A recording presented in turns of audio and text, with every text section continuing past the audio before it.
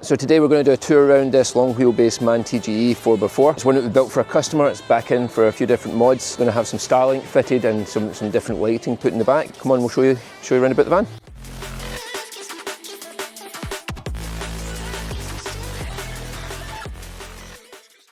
Given that it's a 4x4, it's only fitting that we fitted it off with some chunky off-road tyres, going with the standard BF Goodrich All-Terrains, and they're fitted onto a set of Navis off-road Swamper alloys. We've got a good selection of Swamper alloys on the website, plenty of brands to choose from. These are a nice choice. With a Swamper alloy, you want to go for a smaller wheel. It gives you room for a chunkier tyre, different to having a kind of sporty look of a larger alloy and a low profile tyre. You want as much beefiness in the rubber as you can. And because this van's going to be going down dirt tracks, on beaches and on bumpy off-road campsites. So the customers had us fit air suspension, so we've gone with VB air suspension. It's the only one that doesn't void the manufacturer's warranty, I believe, and it's a really good piece of kit. So just now he's only got it on the rear axle, but VB are currently working on doing all 4 corners, which will then allow the customer to have auto leveling. So you just turn up to your campsite, click the button on the remote, and the van will level itself out, which is a really cool feature. We've fitted double glazed acrylic units into the van here. You can fit the solid glass units, and we do that from time to time. You can have them in the glass units with the sliding open window. They're not quite as nice to operate as these, and these also give you the option of just cranking open just a little bit, just to give yourself a bit of ventilation, or you can have it fully open. They also offer a little bit extra in terms of thermal quality, keeping a bit of heat in the van, but to be honest, you've got the glass windows round about the cab, so it doesn't make that much of a difference. It will help with a bit of condensation. It's one less window that you're going to have to wipe down in the morning, but yeah, we just like the way that they look on the van. We've gone with a 4-metre Fiamma F80s awning in black. It's the F80s is a roof mount, so it sits on top of the roof compared to the F45S that you'd have on T6s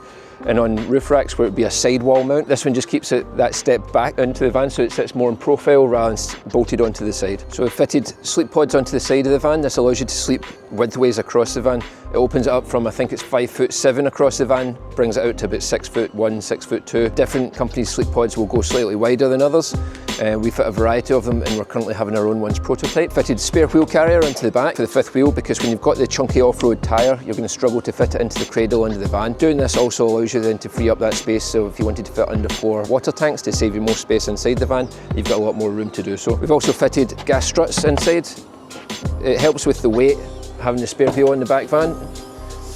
And it also helps because these tend to buff it around quite a lot if you don't have them on. If it's windy in the campsite, you open these up and it can catch the door and throw it open, whereas these, it restricts it as to where it can go. And it also stops your door from coming round and your spare wheel from filling on the side of the van. In the back of this camper, we've got a large storage unit. This houses all of your appliances in here. So you've got your heating system, hot water system, you've got all of your electrical system in there. We've got a fresh water tank inside the van in here. Customer wanted to keep it nice and warm in case it goes cold climates. Got loads of storage space in here, fits in these Euro crates. It's got an external shower fitting for showering off bikes and dogs and wellies out the back here. On this side it's purely storage, so you've got storage unit in here, drop-in storage from the back, and customer's big into his stand-up paddleboarding, so we've raised the bed up a touch. We've put in this large tambour door so he can open that up and slide his paddleboards and doesn't have to pump them up every day. And if he wants to fit bikes in, makes it an awful lot easier. Now this van's having a bit of work done on it just now. It's having Starlink fitted, so we've had to remove this panel to allow us to drop in some cables. But you can see on the top of the bed here, we've got a bed spring system. Let's go in the van and check out what else we've got.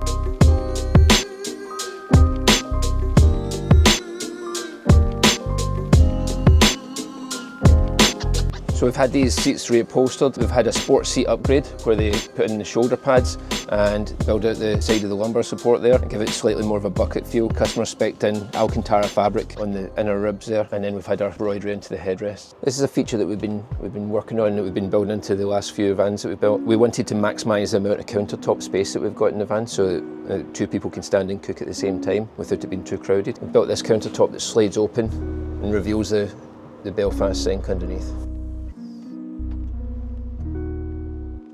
So we've got a tall, full-length fridge freezer in here, plenty of room, full family, or you can just fill it up with beers and cocktails like this customer has. All the drawers and cupboards are fitted with slam catches. They're all soft close, and we build this unit big enough to fit a double air fryer in place of the cooker. The vans that we build nowadays are pretty much exclusively gasless. Instead, you have an induction hob, you have a diesel powered heater and hot water, and instead of having the oven in here, you'd have an air fryer or a double air fryer. It gives you the scope that if you're going away camping, if you're just going away for the weekend and you know that you're not going to be eating in the van, you're going to be eating out in restaurants and things, you don't need to take it with you, and it gives you more room in the cupboards. If you know you're going away for for a longer holiday, you are going to be using it, then you can stick it in if you want to. Bathrooms in vans are one of the most important spaces. It gives you that comfort if you're wild camping, or even if you're staying in the campsite, you don't have to traipse across the field in the middle of the night. Nice big comfortable Thetford toilet, fully waterproof enclosure, bamboo stand board in the shower tray. When you shut the door, it reveals your basin at the back.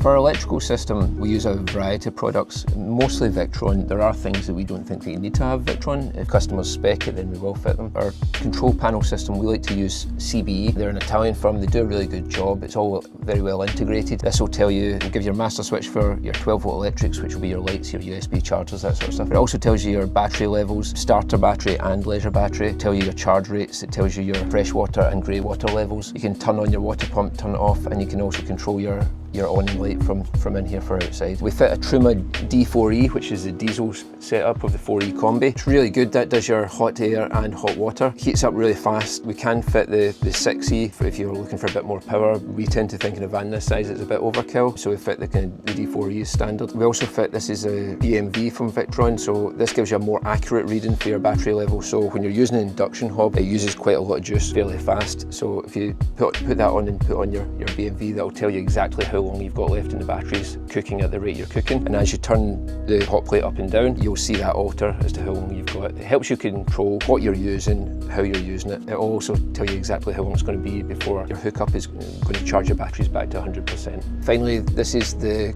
manual control panel for the inverter that we've got fitted in the van. What that allows you to do is, if you're not hooked up at a campsite, if you need to use 240-volt power for the likes of your induction hob, or if you wanted to use these 13-amp sockets, then you can do so, because an inverter converts 12-volt battery power into 240-volt shore power, or household power as people call it. That will automatically come on when you plug the van in to shore power. It will automatically go through the inverter, come to these sockets and power everything, and when you unplug the van from shore power, it automatically just overrides it onto the battery. We've fitted a Dometic aircon system into this. They're quite bulky up on the roof, and they do have a fair bit of weight to them, but if you're going to be travelling through Europe, it's a bit of a must. Sleeping in a tin can when it's 35 degrees, 40 degrees outside, it's not ideal. This just makes it a lot more livable. So the electric cupboard's a bit of a mess just now, purely because we're installing extra wiring for a Starlink system onto the roof. We've also fitted an additional charging cable off the solar panels, which allow the customer to charge. He's got one of these multi-pack carry-away battery packs. He wants to be able to charge off that. In here, this is the part of the CBE kit.